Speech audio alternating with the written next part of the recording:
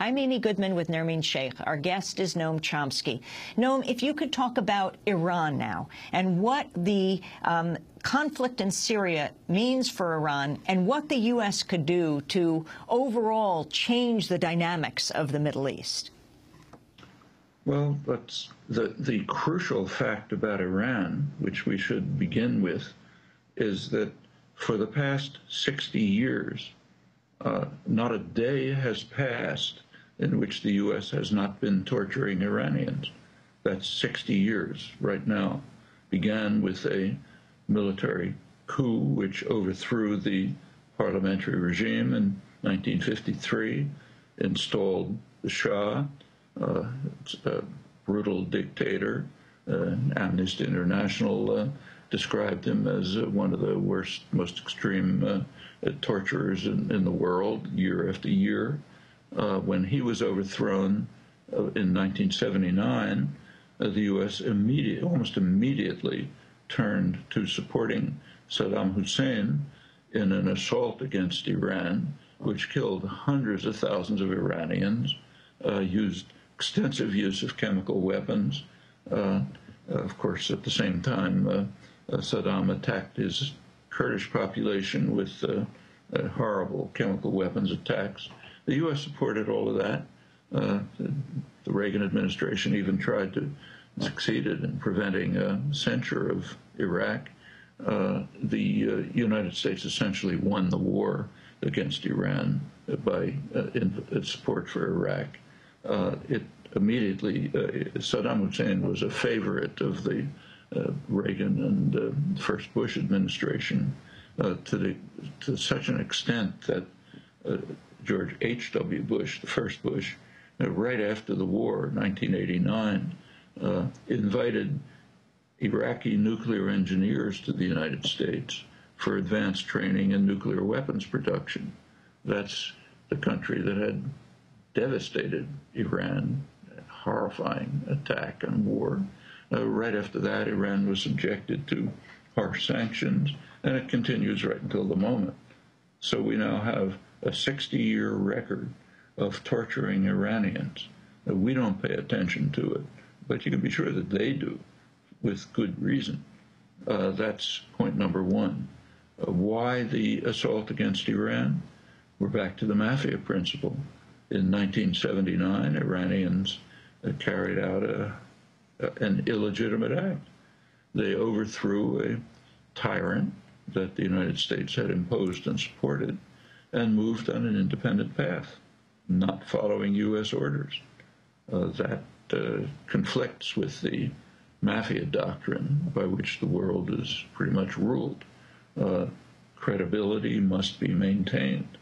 The Godfather cannot permit independence and successful defiances in the case of Cuba.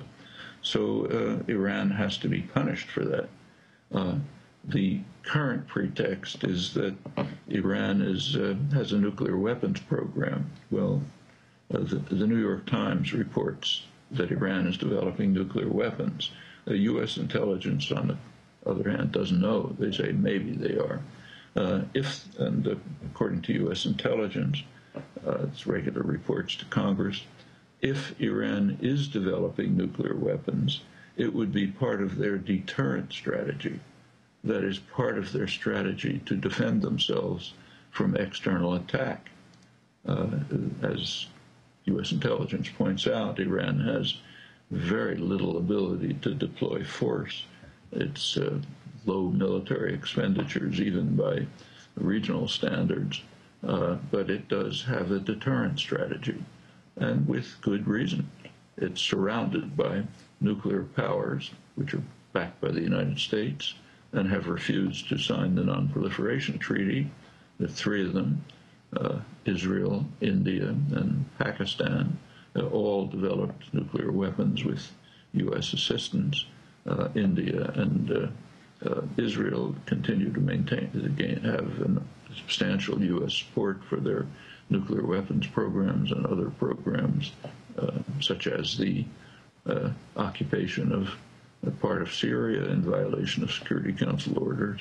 And Iran is constantly threatened the United States and Israel, two major nuclear powers, I mean, one a superpower, the other a regional superpower, are constantly threatening Iran with attack, every day.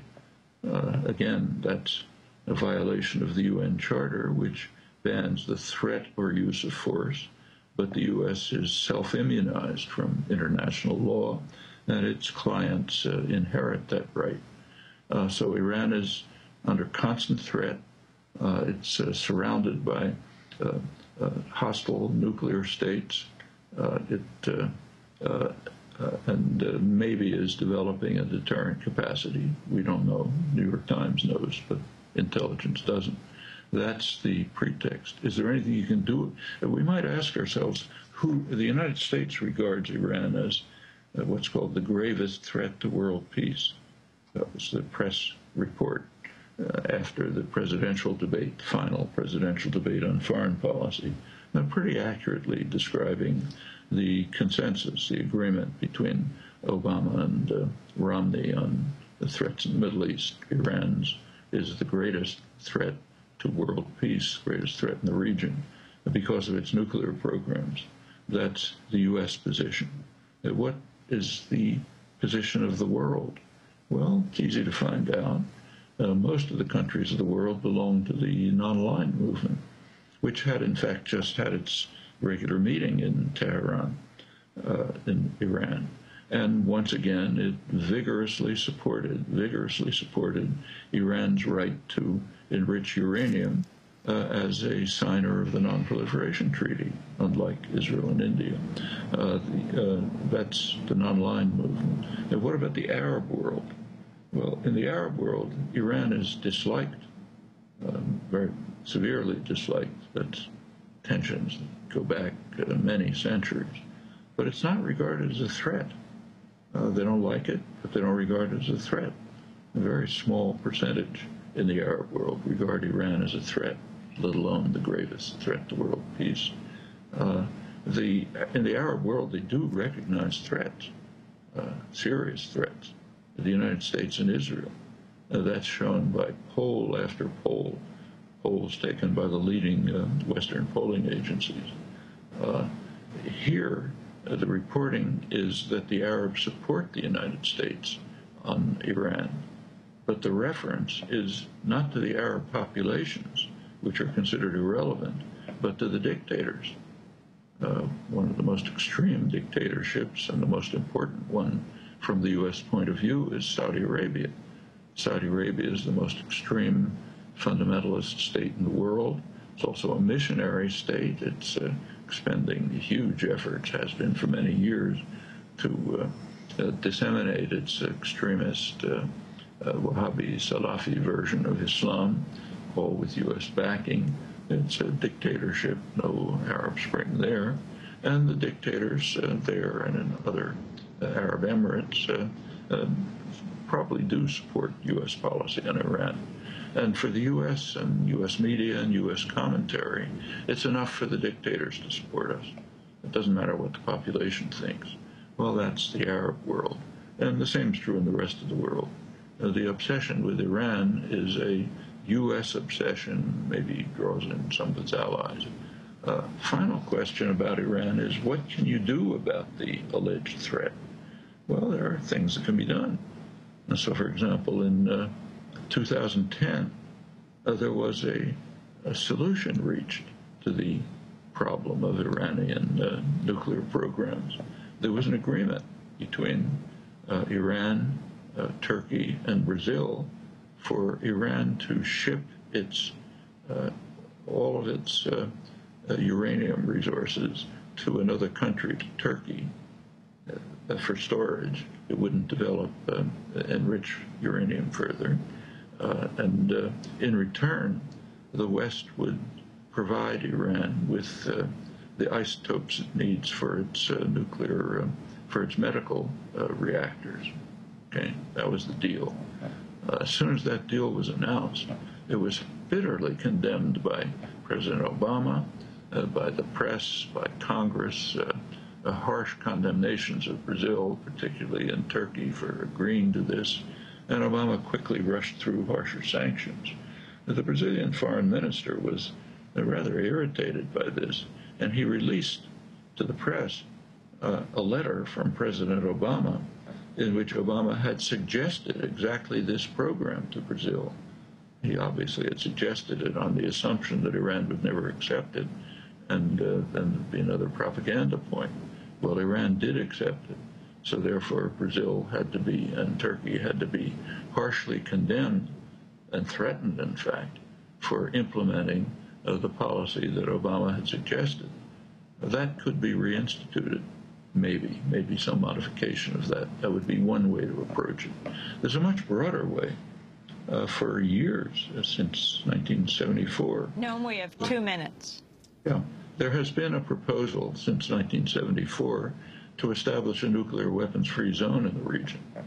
That would be the best way to mitigate, maybe end whatever threat Iran is alleged to pose. And that has enormous international support, such enormous support that the U.S. has been compelled to formally agree, but to add that it just can't be done. That is a very live issue right now. Last December, there was to be a conference in Helsinki, Finland, an international conference to carry this proposal forward. Israel announced it would not attend.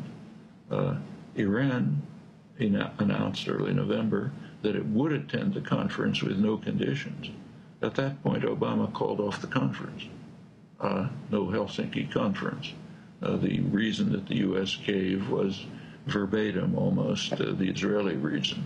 We cannot have a nuclear weapons agreement until there is a general regional peace settlement. And that's not going to happen as long as the U.S. continues to block a diplomatic settlement in Israel-Palestine, as it's been doing for 35 years. So that's where we stand. Noam, we want to thank you so much for spending this time with us on this very important day. Today, September 11th, there have been a number of September 11th, the horror of September 11th, 2001, of course, 12 years ago, and September 11th, 1973 in Chile, as Noam Chomsky pointed out, as we have been broadcasting about over the last few days and years. And you can go to our website for a special page on this 40th anniversary of the coup against the democratically elected president, Salvador Allende.